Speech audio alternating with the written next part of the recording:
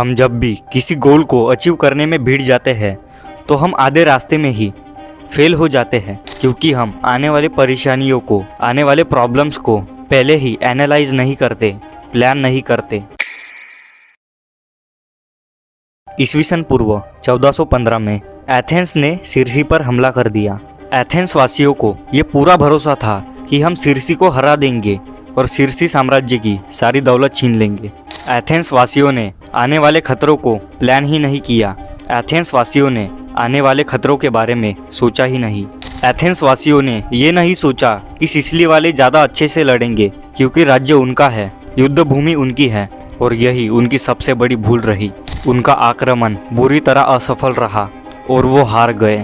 Athens वासियों का हारने का कारण बस एक ही था, आने वाले समस्याओं पर योजना नहीं बनाई, प्लानिंग नहीं की।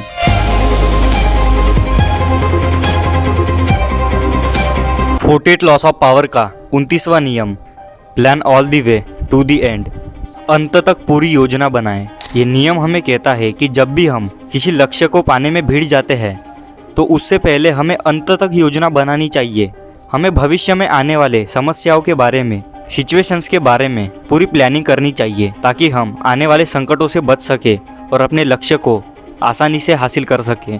रॉबर्ट ग्रीन कहते हैं कि हम अपने लक्ष्य को पाने में इसलिए असफल रहते हैं, हम आधे रास्ते में इसीलिए हार जाते हैं क्योंकि हम अंत तक योजना नहीं बनाते।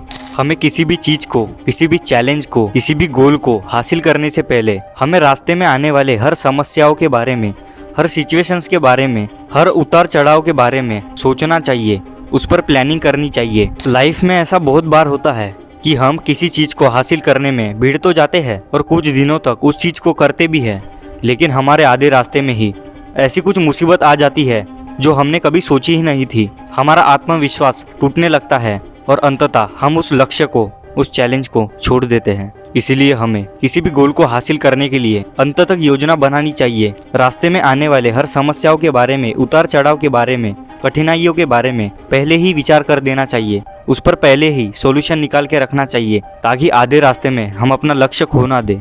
जब भी आप अपने गोल तक पहुंचने के रास्ते में पड़ने वाली हर सिचुएशन को, हर प्रॉब्लम को, हर सिनेरियो को इमेजिन करते हो, उस पर सॉल्यूशन निकालते हो, उस पर प्लानिंग करते हो, उस पर स्ट्रैटेजी बनाते हो, तो इससे आप पूरी तरह तैयार हो जाते हो। अगर वो सिनेरियो या फिर प्रॉब्लम आपके रास्ते में आ भी गई तो आप डरते नहीं, हम तनाव में नहीं फंसते, हम उलझते नहीं, क्योंकि आपने ऑलरेडी उस चीज़ का सॉल्यूशन निकाल के रखा हुआ होता है। इसीलिए अंत तक योजना बनाओ, अंत तक पूरी योजना बनाएं। ये नियम हमें कहता है कि जब भी हम किसी लक्ष्य को हासिल करने में भिड़ जाते हैं उससे पहले ही हमें अंत तक योजना बना लेनी चाहिए। रास्ते में आने वाले हर सिचुएशंस को, हर सिनेरियोस को, हर उतार चढ़ाव को इमेजिन करना चाहिए और उसके ऊपर पहले ही सॉल्यूशन निकाल के रखना चाहिए, ताकि रास्ते में अगर वो प्रॉब्लम आ भी गई तो हम स्ट्रेस में ना पड़े, हम तनाव महसूस ना करें, हम कंफ्यूज ना हो। जब भी हम फुल्ली डिटेल्ड एक एक्शन प्लान बना लेते हैं, अंत तक पूरी योजना बना लेते हैं, तो फिर आने वाले खतरों से हम डरते नहीं, हम स्ट्रेस में नहीं जाते या फिर कंफ्यूज नहीं होते, क्योंकि हमने ऑलरेडी उस चीज़ के ऊपर प्लानिंग करी होती है, उस चीज़ के बारे में सॉल्यूशन निकाला होता है। इससे हमारे जीतने के चांसेस बढ़ जाते हैं, हम अपने चैलेंज में सफल होते हैं। देख भाई, अभी तक ऐसा बहुत बार हुआ है कि तूने बहुत से चैलेंज लिए हैं, तूने बहुत से गोल सेट्स किए हैं, लेकिन तू उनमें से कोई भी अचीव नहीं कर पाया। इसका कारण बस एक ही है, तूने अंत तक योजना नहीं बनाई। इसीलिए किसी भी गोल को, किसी भी चैलेंज को शुरू करने से पहले अंत तक योजना बना।